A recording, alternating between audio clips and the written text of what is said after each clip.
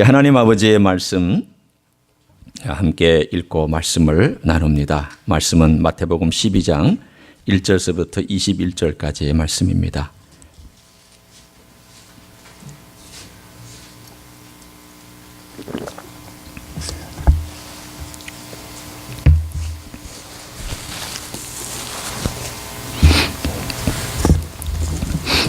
마태복음 12장 1절서부터 21절까지의 말씀을 교독하시겠습니다. 그때 예수께서 안식일에 밀밭 사이로 가실새 제자들이 시장하여 이삭을 잘라 먹으니 바리새인들이 보고 예수께 말하되 보시오 당신의 제자들이 안식일에 하지 못할 일을 하나이다. 예수께서 이르시되 다윗이 자기와 그 함께한 자들이 시장할 때에 한 일을 잊지 못하였느냐. 그가 하나님의 전에 들어가서 제사장 외에는 자기나 그 함께한 자들이 먹어서는 안 되는 진설병을 먹지 아니하였느냐. 또 안식일에 제사장들이 성전 안에서 안식을 범하여도 죄가 없음을 너희가 율법에서 읽지 못하였느냐. 내가 너희에게 이르노니 성전보다 더 큰 이가 여기 있느니라. 나는 자비를 원하고 제사를 원하지 아니하노라 하신 뜻을 너희가 알았더라면 무죄한 자를 정죄하지 아니하였으리라. 인자는 안식일의 주인이니라 하시니라. 거기에서 떠나 그들의 회당에 들어가시니 한쪽 손 마른 사람이 있는지라. 사람들이 예수를 고발하려 하여 물어 이르되 안식일에 병 고치는 것이 옳으니까. 예수께서 이르시되 너희 중에 어떤 사람이 양 한 마리가 있어 안식일에 구덩이에 빠졌으면 끌어내지 않겠느냐. 사람이 양보다 얼마나 더 귀하냐. 그러므로 안식일에 선을 행하는 것이 옳으니라 하시고 이에 그 사람에게 이르시되 손을 내밀라 하시니 그가 내밀매 다른 손과 같이 회복되어 성하더라. 바리새인들이 나가서 어떻게 하여 예수를 죽일까 의논하거늘 예수께서 아시고 거기를 떠나 가시니 많은 사람이 따르는지라. 예수께서 그들의 병을 다 고치시고 자기를 나타내지 말라 경고하셨으니 이는 선지자 이사야를 통하여 말씀하신 바 보라 내가 택한 종 곧 내 마음에 기뻐하는 바 내가 사랑하는 자로다. 내가 내 영을 그에게 줄 터이니 그가 심판을 이방에 알게 하리라. 그는 다투지도 아니하며 들레지도 아니하리니 아무도 길에서 그 소리를 듣지 못하리라. 상한 갈대를 꺾지 아니하며 꺼져가는 심지를 끄지 아니하기를 심판하여 이길 때까지 하리니 같이 읽습니다. 또한 이방들이 그의 이름을 바라리라 함을 이루려 하심이니라. 아멘. 중국이 세상의 문을 연 지 얼마 되지 않았을 때에 중국을 방문하기 시작을 했습니다. 그때가 92년도에 문을 열었기 때문에 이제 관광객들이 들어갈 수 있고 방문할 수 있게 되었죠. 북경 시내를 가는데 차를 타고 가는데 사람들이 막 모여 있는 그러한 장면을 봤습니다. 그래서 궁금하잖아요. 도대체 뭐냐? 이렇게 먼저 오신 선교사님께 물어봤더니 그 별것도 아닙니다. 그럼 글쎄 뭐냐니까요? 물어봤더니 이렇게 두 사람이 싸우면 그냥 사람들이 벌떼같이 몰려들어가지고 구경한다고 모여 있다고. 그러면 안 말리느냐고 그랬더니 절대 말리지 않는데요. 절대 말리지 않고 이 사람이 이 말하면 고개를 이리로 돌렸다가 이 사람이 저 말하면 고개를 돌렸다가 그래서 왜 그렇게 하느냐 그랬더니 일단 간섭하지 않는 게 원칙이고 두 번째는 워낙 심심하게 살고 일할 것도 없어서 하여튼 구경거리만 생기면 그렇게 벌떼같이 모여들어서 구경한다고 그렇게 얘기를 하고 했습니다. 그때가 90년대 초반입니다. 그때 밤 10시만 되면 북경이 깜깜했습니다. 불이 없었습니다. 뿐만 아니라 그때에 북경 시내에 소달구지가 다녔습니다. 참 희한했죠. 우리나라 서울 시내에 소달구지가 이렇게 지나간다고 생각하면 얼마나 웃깁니까? 막 버스가 다니고 차가 다니고 막 그러는데 북경 시내 한가운데로 소달구지가 덜컹덜컹 하면서 가고 있는 모습을 보면서 야, 이 중국이 언제 발전하겠나? 그렇게 생각했었습니다. 그로부터 약 한 25, 6년이 지났는데 중국이 얼마나 발전을 많이 했는지 매해 갈 때마다 자주 중국을 뭐 여러 가지 일들이 있어서 중국을 갈 일이 많았는데 갈 때마다 바뀌고 건물이 가면 그 다음에 또 다른 건물이 생기고 하면서 굉장히 많이 바뀐 모습들을 볼 수 있었습니다. 그리고 나서 이제는 미국하고 맞먹는 세계적으로 두 번째 강한 나라가 되었습니다. 요즘 미국하고 무역전쟁 한다고 미국한테 계속 좀 미안한 표현이지만 얻어 터지고 있잖아요. 그래도 맷집 좋게 버티고 있는 나라가 중국이란 나라예요. 그런데 이 중국이란 나라에 꿈이 있어요. 그것을 중국몽, 뭐 China, the dream of China, 뭐 이렇게 보통 우리가 얘기할 수도 있겠지만 이 중국몽이라고 하는 것이 사실은 세계에 미국을 제치고 1등 국가가 되겠다라고 하는 꿈입니다. 어떻게 생각하면 강한 나라로서는 한 번쯤 해보고 싶은 꿈이 있을 수도 있죠. 미국도 지금 세계에서 제일 강한 나라니까 그것을 하고 있고요. 그럼 과연 이 일이 이루어질까? 중국에서 오신 분들은 양해하고 들으세요. 네. 이루어질 것 같지는 않아요. 왜냐하면 일단 성경에서는 이 전 세계를 지배하는 세계적인 정부는 어디에서 나오느냐? 옛날 로마 제국의 후예들로부터 나오는데 그게 적그리스도가 중심이 돼서 세계 정부를 만들어내는 그 일을 할 것이기 때문에 적어도 중국 정부는 아닌 것 같아요. 또 한 가지 제 마음에 늘 중국을 생각할 때마다 걸리는 게 있어요. 이건 뭐 중국에 저도 선교를 다녔고 많이 했기 때문에 가운데 중자가 중심이란 뜻이잖아요. 그러니까 사실은 세계의 중심이 중국이다라는 그런 말인데 하나님이 이 표현을 즐거워하실까 싶어요. 세계의 중심은 중국이 아닙니다. 세계의 중심은 예수 그리스도십니다. 세계의 중심이 예수 그리스도인 것을 인정하지 않으면 그 나라는 소망이 없습니다. 그런데 이 세상의 모든 중심이 되고자 하는 나라들은 미국, 중국, 뭐 세상에 그 전에도 세상에 우뚝 서서 중심이 되고자 하는 나라들은 사실은 다 군사력, 돈 또는 정치, 경제 뭐 이런 것들로 세계를 지배하고 세계를 나름대로 자기들 손에서 마음대로 했습니다. 그러면 예수님이 이 세상에 하나님께서 중심으로 세워놓으셨는데 예수님은 그렇게 하셨느냐? 아니요. 전혀 그와 반대되는 방식으로 하셨습니다. 우리에게는 익숙하지 않습니다. 우리는 익숙하지 않아요. 왜냐하면 미국에 살고 있는 그리스도인들조차도 참 익숙하지 않아요. 왜냐하면 우리가 미국에 살고 있기 때문에 미국에 하는 일들이 당연하게 여겨지고 미국의 방식이 당연한 삶의 습관으로 받아들여집니다. 뭘까요? 성공해야 됩니다. 잘 돼야 됩니다. 돈 가져야 됩니다. 튼튼해야 됩니다. 많은 것들에 영향력을 행사할 수 있어야 됩니다. 인정받아야 됩니다. 좋은 걸 누려야 됩니다. 복받아야 됩니다. 이런 철학이 우리 머릿속에 뼛속 깊숙이 들어와 있습니다.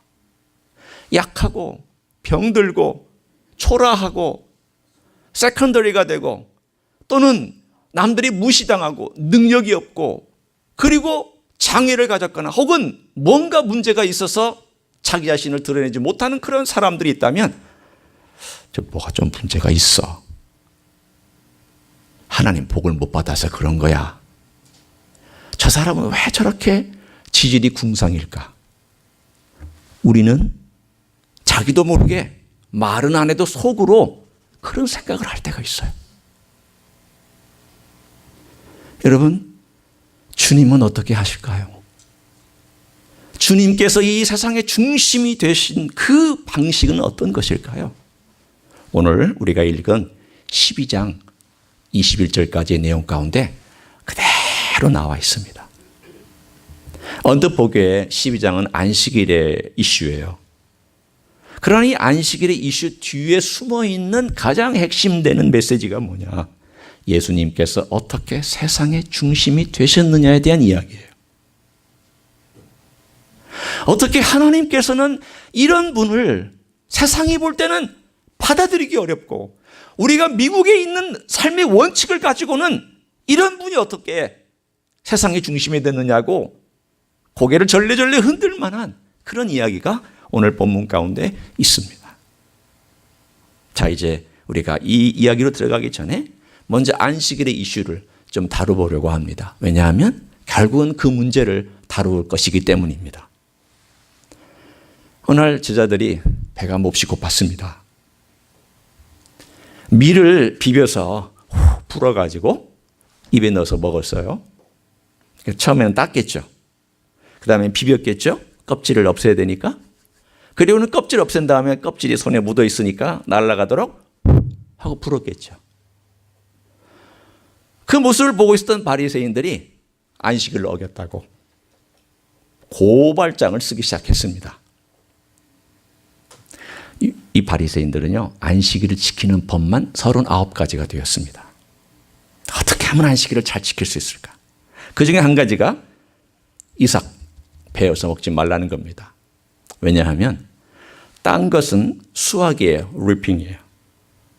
그 다음에 비빈 것은 이것은 뭐냐면 타작한 거예요. 타작한 것, thres싱한 거예요. 그 다음에 하고 분 것은 키질한 거예요. 위노잉한 거예요. 그러니까 이 사람들에게서 따가지고 내가 비벼서 그 다음에 후하고 부는 이 모든 것들이 다 노동인 거예요. 그러니까 딱 보는 순간 죄인이야. 너 왜 안식일을 보면서 너무 문제가 많은 거야. 그들이 왜 그것을 비벼 먹을 수밖에 없는가에 대한 생각은 하나도 없고 그들이 정말 시장하고 그들이 그것을 먹을 만큼 먹어야 될 만큼 먹지 못했다는 것은 인간의 생각을 하나도 하지 아니하고 오로지 지키느냐 지키지 않느냐 39가지를 정확하게 지키느냐 지키지 않느냐 여기에 모든 초점을 맞추고 그들은 마치 감시하는 감시관처럼 안식일에 사람들을 지켜보고 있었다는 뜻입니다. 여러분 제가 주일날 여기에 11시에 땅 한번 올라가서 서서 들어오시는 분한테 1분 늦은 분 잠깐 거기 서서 1분만 벌 쓰고 들어오세요. 그러면 아마 여러분 굉장히 기분 나쁘실 거예요.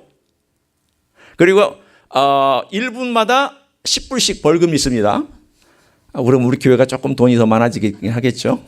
그렇게 만약에 제가 얘기를 했다면 아마 저보고 사랑도 없고 또 긍휼도 없고 자비도 없는 목사라고 그렇게 여러분 말씀하시겠죠.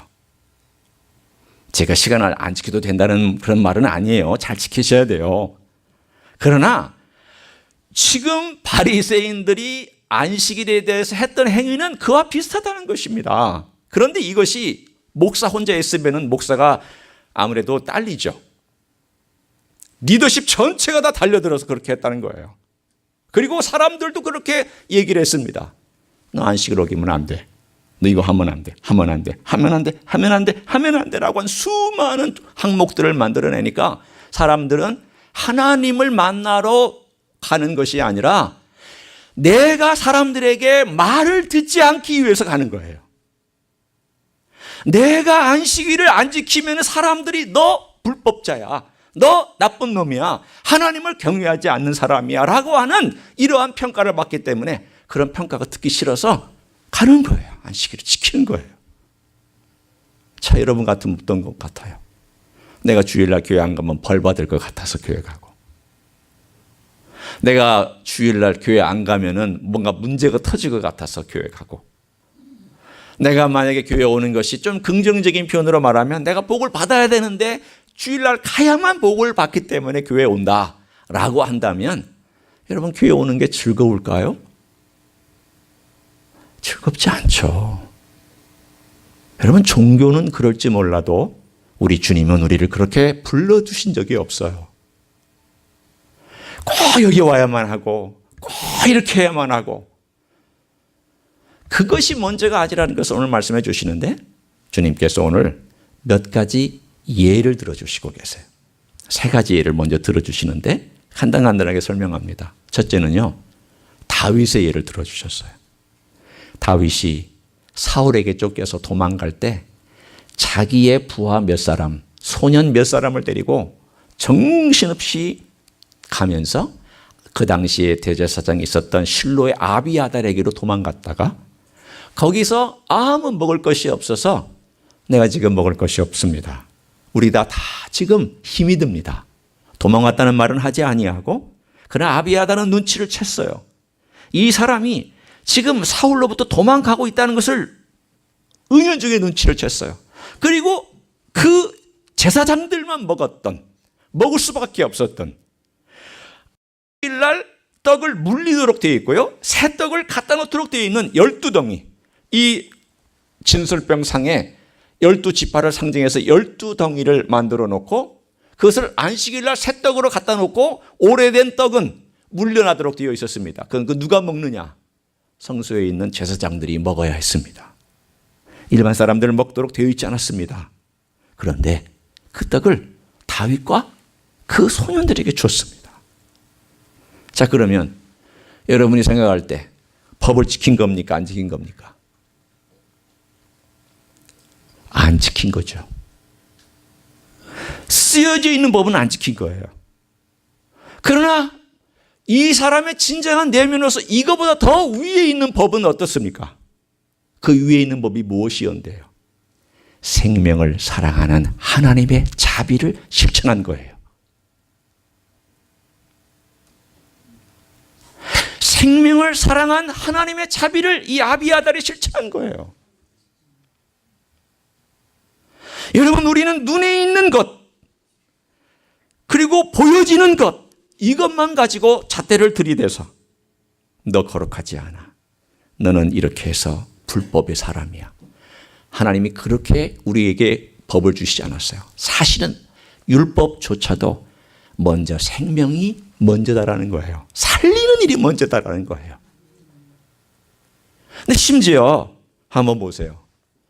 이들이 밀을 수확해서 이렇게 해가지고 먹었다라고 하는 것이 과연 하나님의 마음에 법을 어긴 걸까요? 그것도 아니에요 또. 그러니까 이 다윗이 한 것은 명확한 법을 어긴 것 같지만 그 위에 있는 법을 순종한 것이고, 밀을 비벼서 먹은 것은 안식일을 거룩하게 지키라고 하는 것은 인간이 만드는 하위법이에요. 하위법을 안 지킨 거에 대해 사람들이 정죄한 것이거든요. 그럼 뭐가 문제예요? 사실은 그 구약에 있었던 예를 들어서 상위법조차도 뛰어넘는 하나님의 마음을 아비아달이 실천했다면 하위법, 이건 하나님이 직접 명령하신 것도 아닌 너희들이 만들어낸 장로의 전통 이것을 어긴 거는 어긴 것도 아니다라는 뜻이에요. 여러분 무슨 뜻인지 아시겠죠? 이게 첫 번째 주님이 주신 예화예요. 두 번째 예화예요. 자, 제사장들이 주일날 일한다. 저 지금 일하고 있습니다. 일하고 있는 거예요 지금. 그렇잖아요. 저 서서 지금 노동하고 있잖아요. 그럼 제가 노동 안 하면 여러분 어떻게 돼요? 주일 예배 드릴 수 있어요? 없어요? 못 드리죠. 그럼 우리가 주일 예배 드리는 목적이 뭐예요? 하나님께 영광 드리고 그 하나님의 영광을 통하여 우리는 하나님의 자비를 경험하기 위해서 지금 제가 여기 서 있는 거 아니에요. 저 지금 열심히 노동하고 있는 거예요. 여러분은 그냥 가만히 앉아 계시지만 지금 땀이 흐르고 있어요. 저는 노동하고 있는 거예요. 굉장히 노동하고 있는 거예요. 주일날, 안식일날 제사장들이 재물을 잡아요. 뜨거운 불 앞에서 재물 잡아요. 그 사람들 땀 뻘뻘 흘릴까요? 안 흘릴까요? 흘리죠. 뜨거운 그 불 앞에서 재물들 제사 드려야 되고 재물을 올려드려야 되고 그리고 하나님께 영광을 올려드려야 되는 그때 그들은 노동하고 있잖아요. 근데 하나님이 너 노동하고 있구나. 법 어겼다. 이렇게 말씀하세요? 안 하세요? 안 하세요. 왜? 성전에서 하나님께 영광을 돌리며 그 영광 가운데 하나님의 자비를 구하는 제사를 드리고 있기 때문이에요. 핵심이 뭐예요? 하나님의 자비가 또 핵심이에요. 제사는 하나님의 자비 이야기지 법을 지키라고 있는 게 아니라는 거예요. 그리고 뭐라고 말씀하셨냐면 나는 성전보다 크다. 성전보다 크다는 얘기는 뭐냐면 지금 이 제자들이 나와 함께 있는데 이들은 제사장이 하는 일하고 똑같은 일을 지금 하고 있다는 거예요. 너희들은 모르지만 이 제자들은 성전보다 큰 나와 함께 나를 섬기고 하나님을 섬기면서 하나님의 자비를 가지고 사람들에게 나아가는 일을 나와 함께 하고 있는 자들이야 라는 그 뜻이에요. 그러면 이들이 안식일을 범한 겁니까? 안 범한 겁니까? 안 범한 거죠. 왜냐하면 제사장의 일을 하고 있으니까. 세 번째는요. 주님께서 이렇게 말씀하셨어요. 호세아서 6장 6절을 인용하셔서 내가 원하는 것은 제사가 아니다. 자비다. 이 말씀은 제사 드리지 말라는 뜻이 아니에요. 자비가 없는 제사를 드리지 말라는 뜻이에요. 너희들이 하나님을 향하여서 사랑한다고 말하지만 정말 마음은 사랑이 상관없는 삶을 살면서 재물 가지고 오는 건 나 정말 I am sick and tired of it 이 말이에요. 주중에는 하나님하고 전혀 상관없는 일이나 사람들에게 사랑을 베풀지 않는 삶을 살고 와서 주일날 와가지고는 하나님 아버지 앞에 하나님 사랑합니다. 하나님 경외합니다. 예배드립니다. 그 말 내가 정말 듣기 싫다라는 거예요. 제발 그렇게 좀 하지 마라. 너는 한 번도 사랑하지 않으면서 용서하지 않으면서 용서해달라고 하는 것 너 너무 얼굴 두껍지 않니? 너 정말 누군가를 향하여서 너가 먼저 가서 베풀지 아니하고 주님 베풀어 주세요. 베풀어 주세요. 얘기하는 거 너 정말 나 두꺼운 일 아니겠니?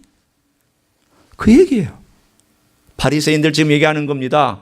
바리새인들은 사랑을 베풀지도 아니하고 자기보다 약하고 죄진 사람들 용서할 마음도 없이 정죄하고 그렇게 살면 안 돼. 그건 나쁜 짓이야. 그것은 정말 하나님이 기뻐하시지 아니하지. 그렇게 사는 것은 우리 유대인들의 삶이 아니야. 그건 하나님이 기뻐하시지 않아. 라고 그렇게 정죄하고 심판하고 죄는 것들은 잘하지만 정작 사랑하고 용서하고 품고 안아주고 베푸는 일은 하나도 하지 않는 그들의 위선적인 마음을 하나님께서 오늘 예수님을 통하여 말씀해 주고 계시는 거예요. 여러분, 오늘 여기서 이 공통적인 내용이 뭘까? 가만히 보세요. 아비아달이 다윗에게 행하였던 것이요, 자비였어요. 두 번째, 안식일 날 이들이 제사장 역할을 하는 것도 자비예요. 하나님의 자비를 구하는 거예요. 그래서 노동하고 있는 거예요. 세 번째, 안식일 주신 주님께서 뭐라고 말씀하셨냐면 나는 제사를 원하는 게 아니라 자비를 원한다라고 말씀하시면서 자비에 대한 이야기를 하셨어요. 그러면 이 세 예화나 이 안식일의 주제 지금 제일 중요한 게 뭐냐? 공통 분모가 하나 딱 등장합니다. Loving kindness예요. Loving kindness. 인애, 자비예요. 여러분, 안식일은 왜 있을까요? 오늘 주일이라고 우리가 바꾸죠. 안식일 그러면 자꾸 여러분 구약 생각하니까 우리 주일을 한번 바꿔서 얘기해요. 주일은 왜 있는 거예요? 쉬라고 있죠. 일단은 가장 간단하게 안식하라고 있는 거죠. 그러면 이 주일날 여러분이 와서 이 주일의 가장 중요한 정신은 뭘까요? 예수님께 오는 거예요. 수고하고 무거운 짐진 자들아 다 내게로 오라예요. 주일은 주님께로 오는 시간이에요. 여러분 마태복음 11장 28절에 나와 있는 이야기가 주일에 딱 맞아요. 다 주님께 와서 쉼을 얻어요. 그 쉼은 뭐냐면 하나님의 자비와 예수님의 자비를 경험하는 시간이에요. 그렇죠? 자, 그 다음에 이 자비한 주님께 와서 우리는 뭘 하냐면 내 멍에를 메고 내게 배우라. 그렇게 말씀하셨어요. 그러면 주님의 멍에는 주님의 말씀인데 주님의 말씀의 가장 핵심이 뭐예요? 하나님을 사랑하고 내 이웃을 내 몸처럼 사랑하라요. 그러면 하나님을 사랑한다고 하는 것과 이웃을 내 몸처럼 사랑한다고 하는 것은 직결되어 있어요. 내가 하나님을 사랑한다면 이웃을 사랑하게 되어 있고 이웃을 사랑하는 진정한 열매가 있는 사람은 하나님을 사랑하는 거예요. 그런데 많은 사람들은 하나님을 사랑한다고 얘기하는데 이게 하나도 없어요. 가짜일까요? 진짜일까요? 가짜라는 얘기예요. 가짜라는 얘기예요. 여러분 어렵게 생각하지 마세요. 나 하나님 사랑하는데 내가 이웃은 정말 꼴물견이어서 사랑할 수가 없다. 하나님 사랑하는 거 아니에요. 하나님 자비를 모르는 거예요. 하나님은 정말 사랑하고 싶은데 사랑이 안 되고 용서하고 싶은데 용서가 안 됩니다. 뭐가 문제일까요? 예수님의 자비를, 예수님께 와서 예수님의 자비를 경험하지 못하고 있는 거예요. 그게 딱 떨어지는 거예요. 와라, 내 멍에를 메고 배우라. 이게 그냥 공식처럼 떨어지는 것이, 이게 주일의 개념이거든요. 그런데 이 사람들은 그런 마음이 없어요. 하나님을 열심히 사랑한다고 생각하는데 자비도 없고 긍휼도 없고 못생기고 못나고 힘들고 율법을 지키지 못하는 사람들 보면 손가락질하기 바쁜 그들의 마음에 대하여 주님은 사실은 가르치고 너희들도 좀 회개해야 된다라고 말씀하고 있는 내용입니다. 그리고 나서 두 번째 사건이 터져요. 처음에는 제 아들을 공격했어요. 두 번째는 주님께서 회당에 들어가셨는데 마침 안식일이었어요. 손 마른 사람이 있었거든요. 중풍병 때문에 손을 못 쓰는 사람이 있었어요. 그랬더니 이 사람들이 유심히 주님을 노려봤습니다. 왜? 안식일 날 병을 고치나 안 고치나를 보려고요. 아니나 다를까 그들이 물어봅니다. 안식일에 일을 행하는 것이 옳으니까. 그랬더니 주님께서 뭐라고 말씀하셨어요? 내가 예를 하나 들어주마. 너희들 법에, 장로의 법입니다. 이것은 율법에 나온 것이 아니고 그 율법을 잘 지키기 위한 그들의 39가지 법에 나오는 내용이에요. 안식일에 양이 구덩이에 빠져서 지금 헤매고 있다. 어떻게 하느냐? 그랬더니 그들의 법에는 뭐라고 되어 있냐면 그 생명 살려주기 위해서 내려가서 끄집어내는 것은 율법을 어기는 것이 아닙니다라고 법에 되어 있어요. 장로법에. 얼마나 웃겨요. 그렇죠? 꼭 그들은요. 자기들이 필요한 것은 가져다가 지키고 안 지켜도 될 것 같은 것은 빼버리는 거예요. 내 양을 지켜야 될 것은 이익이 돼야 되기 때문에 가서 빼내오면 율법을 어기는 것이 아니에요. 인간이 얼마나 악해요. 인간은요, 꼭 자기가 이롭게 해석하는 경향이 있거든요. 자기 편리를 따라서 해석을 합니다. 하나님의 법도 다 있으면 꼭 내가 끌어다가 내 편하게 해석하고 내가 그것을 적용해버리고 말아요. 그런 인간의 악함에 대해 주님께서 뭐라고 말씀하셨냐면 그렇게 너희들은 하지 않느냐. 그런데 여기 있는 이 병든 너희 형제를 오늘 고쳐줘야 되는 거 아니냐. 지금 구덩이에 빠져있다면 오늘이라도 끄집어내야 줘야 되는 것이 아니냐. 그러면서 주님께서 뭐라고 말씀하셨냐면 손을 내밀어라. 그랬더니 갑자기 굳어져 있던 손과 움직이지 못하던 이 몸이 쭉 하고 내밀어서 고쳐졌어요. 그랬더니 이 사람들이 어떻게 했는지 보세요. 이게 결정적으로 나옵니다. 14절을 보시면 바리새인들이 나가서 어떻게 예수를 어떻게 하려고 했습니까? 죽일까 의논했다고 되어 있습니다. 죽일까. 이게 드디어 그들의 방식과 예수님의 방식이 완전히 반대에 있다는 것을 말하고 있습니다. 그들의 방식은 뭘까요? 율법적 방식이고 율법주의적 방식이에요. 그런데 세속적 방식과 율법주의적 방식의 공통 분모가 있어요. 우리가 듣기에는 세속적인 방식은 허랑방탕하고 자기 마음대로 살아가는 것 같고 율법주의는 굉장히 도덕적이어서 건강하고 깨끗하게 살아가는 것 같지만 사실은 똑같아요. 뭐가 똑같은 줄 아세요? 자기가 중심이 된다는 점에서 똑같아요. 세속주의는 쾌락을 쫓는데 자기가 중심이고 율법주의는 자기의 경건함을 자기의 능력으로 얻는데 자기가 중심이에요. 똑같아요. 내 중심으로 살아가는 면에서는 공통분모가 있어요.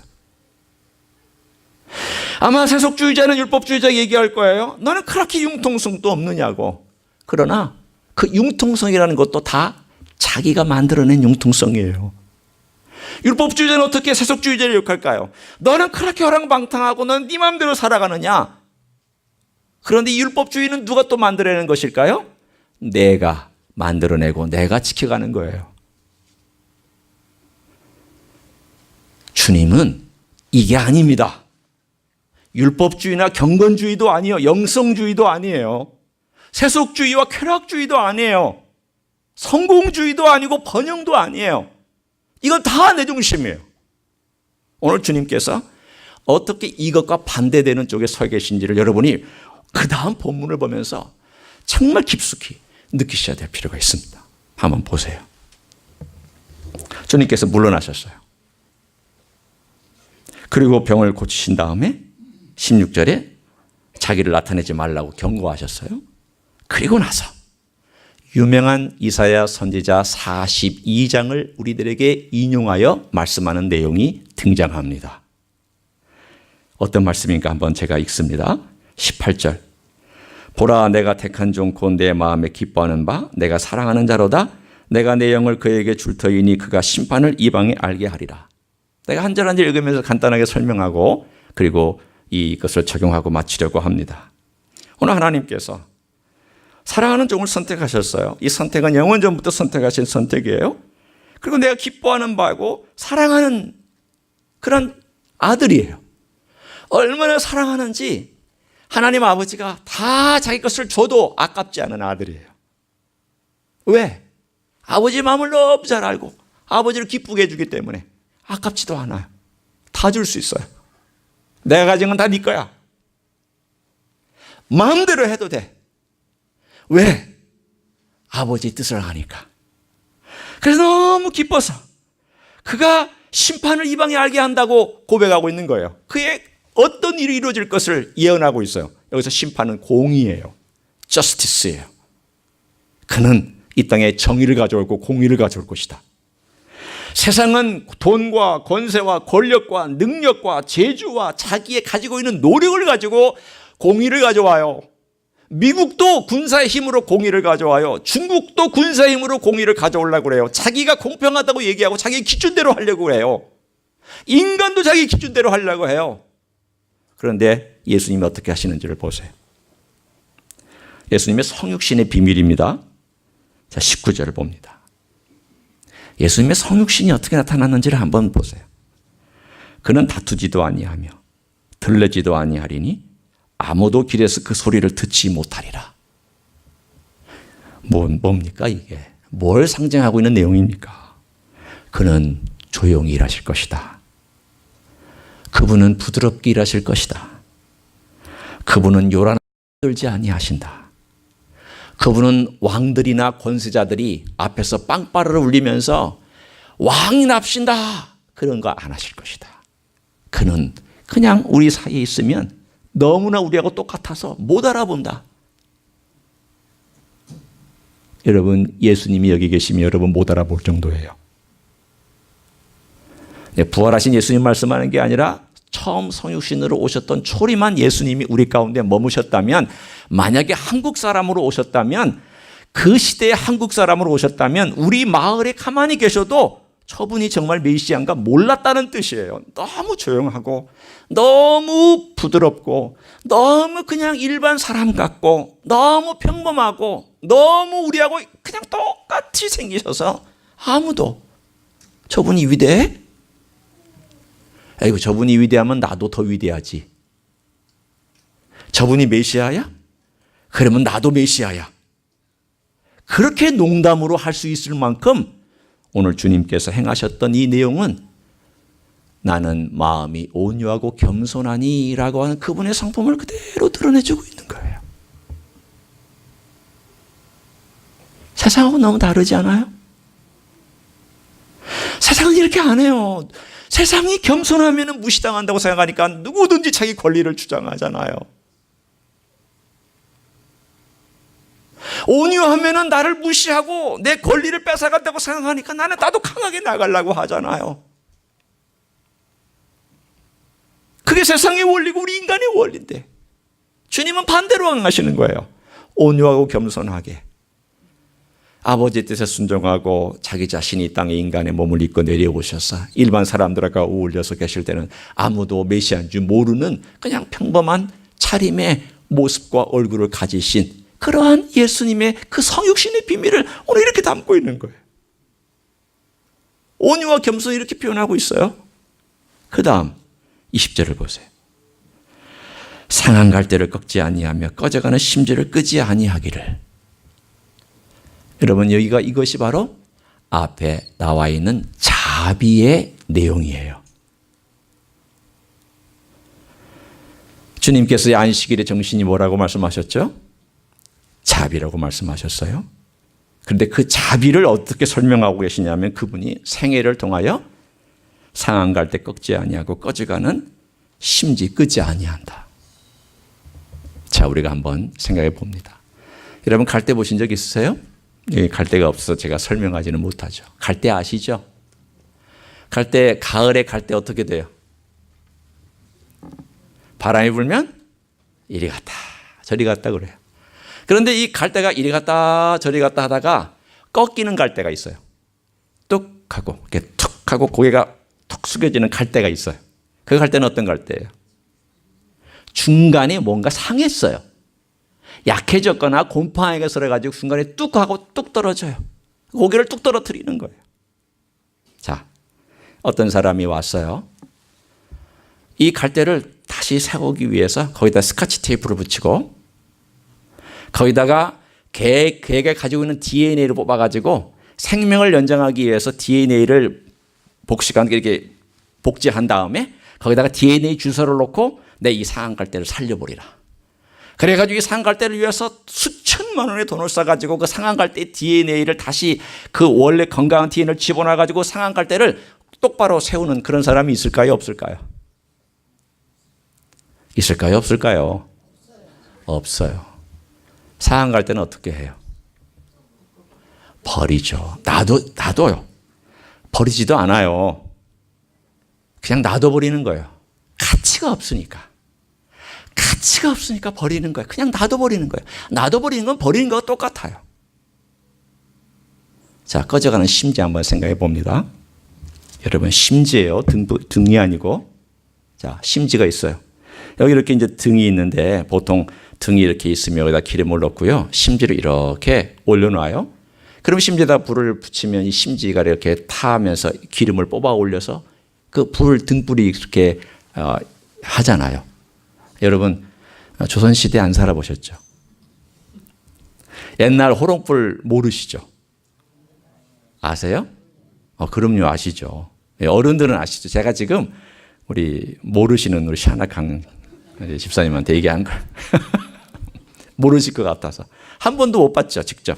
네, 못 봤잖아요. 이런 분이 있어야 제가 설교할 맛이 나요. 제가 설명을 해도 이게 뭘까 궁금해가지고 집에 가서 호롱불 찾아보세요. 네, 찾아보는데 이 심지가 있으면요, 그 당시에 이렇게 이제 등잔이 있고 등잔에다가 기름을 부어요. 그런 다음에 심을 이렇게 이제 세워놓으면 그 심을 따라서 WICK, 이 심을 따라서 기름이 이렇게 올라오면 거기다 불을 붙이면 불이 이렇게 불꽃이 생겨요. 그런데 이 심을 너무 오래 쓰면 아무리 이제 심을 올리고 해서 깎아주고 하면은 맨 마지막에 조금밖에 안 남아요. 그리고 이 심이 다 능력이 다 쇠해지고 어느 정도 시커매지면 어떻게 할까요? 뽑아서 버려야 돼요. 더 이상 쓸 필요가 없어요. 그 심지를 얘기하는 거예요. 오늘 여기 나와 있는 꺼져가는 심지라는 건 뭐예요? 더 이상 기름을 빨아올릴 능력도 없고 더 이상 빛을 발할 수 있는 힘도 없이 거의 타버려서 시커매진, 그래서 이제는 조금 있으면 아무런 능력도 없는 그런 심지, 그거를 다시 살려낸다는 거예요. 여러분 같으면 하시겠어요? 안 하시겠어요? 대답 좀 해보세요. 여러분 같으면 그런 심지 놓겠어요? 새 심지 갖다 놓겠어요? 그렇죠. 그렇게 대답하셔야 돼요. 여러분, 경제적인 원칙을 따지면요, 그거 살릴 필요 없어요. 뽑아서 버려야 돼요. 왜? 능력도 없고 금방 불 꺼지면 나만 손해예요. 새 심지 꼽아서 깨끗하고 좋은 심지 다시 꼽아가지고 처음부터 다시 시작해야 돼요.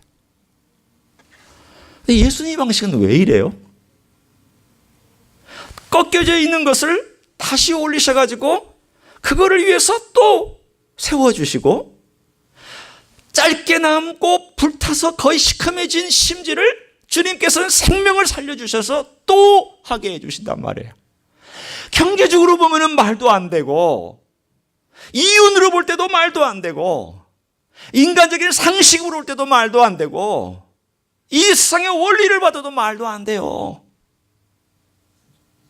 그런 일을 행하신다는 거예요. 여러분 생각해 보세요. 지금 이 세상의 권력과 예수님께서 행하시는 방식은 완전히 반대예요. 완전히 반대예요. 가치 없고 버림받게 딱 맞고 아무것도 아닌 그런 사람들을 끌어올려 주시고 세워주시고 긍휼을 베풀어 주시고 자비를 베풀어 주셔서 또 생명을 연장시켜 주시고 또 북돋아 주시고 그래서 살아갈 수 있도록 만들어 주신다는 메시지를 여기 전하고 계시잖아요. 성육신이 뭘까요? 한마디로 얘기하면 예수 그리스도의 자비가 육신으로 나타난 거예요. 그분의 사랑이 육체를 입고 이 땅에 걸어가신 게 성육신이고, 그래서 우리가 꺾인 상황 갈 때와 같고 꺼져가는 심지와 같은 우리를 대신해서 본인이 꺾여지시고 본인이 불에 타서 완전히 없어져서 오늘 본문에 있는 것처럼 꺼져버린 심지가 되신 분이 누구시냐? 예수 그리스도예요. 자신이 그렇게 되신 거예요. 뭐 하려고요? 꺼져가는 심지 살려주시려고. 꺾인 갈대, 상한 갈대를 다시 세워주시려고 주님께서 자기 자신이 꺾였고 자기 자신이 불태워지는 그러한 일을 감당해 나가셨다는 거예요. 이게 성육신의 비밀이에요. 오늘 저는 이 이야기를 쭉 읽고 있으면서 그런 생각이 듭니다. 주님께서 이것을 우리에게 말씀해 주신 것이 얼마나 감사하고, 내가 그래도 이 나이가 돼서 이것을 조금이라도 깨달은 것이 얼마나 귀하냐. 나는 과거에 죄송합니다. 목사였지만 이 의미를 잘 몰랐어요. 옛날에는요, 25세부터 제가 한번 가만히 생각해 보니까 그렇더라고요. 25세부터 35세까지는 내가 주님을 위해서 일한다고 으쌰으쌰 제가 했어요. 내가 주님을 위하여. 35부터 한 45까지는 내가 주님 앞에서 누굴까? 이걸 생각했어요. 내가. 여전히 나 중심이었어요. 내가 주님 앞에서 누굴까? 45부터 55까지는요. 주님께서 나에게 어떤 은혜와 긍휼과 자비를 베푸셨는가? 그쪽으로 좀 돌았어요. 이렇게. 55세부터 지금까지는요. 주님은 나에게 누구이신가로 변하고 있어요.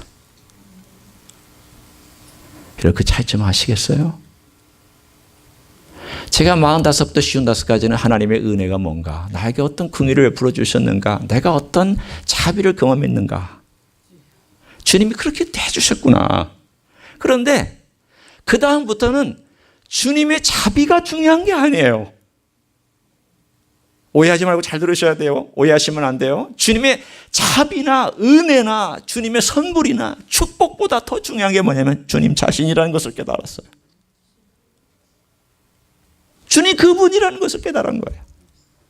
주님, 저는 주님의 은혜를 원하지만 은혜가 없어도 주님 한 분만 계시면 돼요. 주님 한 분만 계시면 돼요. 주님이 저에게 건강을 안 주셔도 주님 한 분만 계시면 되고, 주님이 제 삶 가운데서 돈을 안 주셔도 주님 한 분만 계시면 돼요. 주님 멋지고 아름답고 화려한 것들 없어도 그냥 주님 한 분만 저에게 계시면 저는 괜찮아요. 과거에는요, 그것이 말로 됐다면 이제는요, 그것이 이제 가슴으로 나오더라고요. 그래서 얼마나 감사한지 몰라요. 야, 내가 옛날에는 25세부터 45세까지는 내가 막 뭔가 해보려고 그러고, 내가 주님 앞에서 어떤 사람이 되어야 되지 하려고 하는데 주어가 바뀌었구나. 주어가 바뀌었어요. 이제 주어가 어떻게 바뀌었느냐 하면 나로부터 주님으로 바뀌었어요. 주님이 내게 어떻게 얼마나 은혜를 주셨느냐. 이거 제가 죽을 때까지 깨달아 가는 거죠. 그러나 그것보다 더 중요한 것이 뭐냐? 주님이 어떤 분이냐? 주님이 어떤 분으로서 내게 계시며 그분은 어떤 일을 하고 계시느냐? 오늘 이 본문을 통해 얘기할까요? 결론으로 얘기하면 주님은요, 안식일의 주인이에요. 이 말은 뭐냐면 주님께서 천지를 창조하시고 쉬신 분이 바로 우리 주 예수 그리스도라는 뜻이에요. 내가 안식일을 만들었다. 그리고 내가 쉬었다. 내가 쉬었고 그 7일째 되는 날 내가 쉬었는데 내가 그 만들어 놓은 걸 보고 너무 기분이 좋아서 박수를 내가 쳤다. 천사들하고 같이 박수를 쳤다. 내가 너무 좋았다. 그게 나야, 나. 내가 안식일의 주인이거든. 주님께서 그 만들어 놓으신 그 안식일과 그 6일의 창조는 뭐냐면 하나님의 자비예요. 예수님의 자비를 얘기하고 있어요. 풍성한 은혜를 얘기하고 있어요. 만드는 모든 것들이 복이었고 만드는 모든 것들이 자비였고 만드는 모든 것들이 하나님의 솜씨가 아닌 것들이 없었어요. 그리고 주님께서 그 깨진, 그 모든 것들이 깨진 죄와 악과 인간의 어둠으로 말미암아 깨진 그것들을 회복시키려고 오셔서 안식일에 가장 중요한 것이 뭐냐? 내가 은혜를 베풀고 사랑을 베풀었던 것처럼 너희도 이때 와서 나를 사랑한다고 말하는 만큼 또 사랑해야 되는 거 아니냐? 은혜를 베풀어야 되는 거 아니냐? 내가 너희를 또 찾아오지 않았느냐? 천지 창조 때는 내가 말로 천지를 창조했지만 이제는 내가 새로운 창조를 위해서 내 몸을 너희들에게 준다. 내가 꺾여서 주고 내가 불태서 주고 내가 십자가에서 너희를 위해서 줌으로 이 창조는 첫 창조보다 더 에너지를 많이 들였다. 들어보세요, 여러분. 뭐가 더 에너지가 더 많이 들었는지. 첫 창조는 말씀으로만 하셨잖아요. 그런데 두 번째 창조를 위해서는 주님이 자기의 몸을 이 땅에서 친히 육신으로 오셔서 십자가에서 죽으셔야 했잖아요. 뭐가 더 어려운 일이고 뭐가 더 많은 에너지가 들어갔을까요? 당연하죠. 두 번째 창조가 더 많은 에너지가 들어갔죠. 왜? 인간이 되셨고 자기 자신이 십자가에서 죽으셨고 부활하셔서 지금도 주님은 상한 갈대 꺾지 아니하시고 꺼져가는 심지를 끄지 아니하시고 또다시 생명을 주시는 그 일을 하고 계시잖아요. 그런 주님을 우리가 어떻게 배워야 할까요? 당연하죠. 사랑과 자비와 긍휼이 내게서 주님의 자비와 사랑이 이렇게 흘러가도록 하는 삶을 살아가는 거. 이거 당연한 거예요. 당연한 거예요. 내게 자비가 없다면 위가 막힌 거예요. 아래가 막힌 게 아니에요. 내게 사랑이 없다면 아래에 이 통로가 막힌 게 아니고 위가 막혀 있는 거예요. 여러분 잘 아셔야 돼요. 내가 누군가를 용서하지 못하면 용서하지 못하는 내 여기가 막힌 게 아니라 용서를 받는 여기가 막혀 있는 거예요. 내가 누군가에게 관용이 없다면 내가 관용하지 못하는 내가 문제가 아니에요. 지금 그게 문제가 아니고 하나님의 관용과 주님의 관용을 경험하지 못하고 있다는 위가 문제인 거예요. 그렇다면 주님, 제가 주님을 아는 만큼 제 안에서 주님의 사랑과 자비가 흘러가게 해주십시오. 이런 삶을 살게 해주세요. 그런 놀라운 안식이 좀 있게 해주세요. 그런 주님의 풍요로움이 첫 번째 창조보다 더 위대한 두 번째 창조의 그 놀라움이 내 안에서, 우리 가정에서, 우리 교회 안에서 넘치는 일을 주님 허락하여 주소서. 그렇게 기도하는 자에게 주님께서 길을 열어주실 줄로 믿습니다. 그런 생에 살아가시기를 예수님의 이름으로 간절히 축원합니다. 기도하시겠습니다.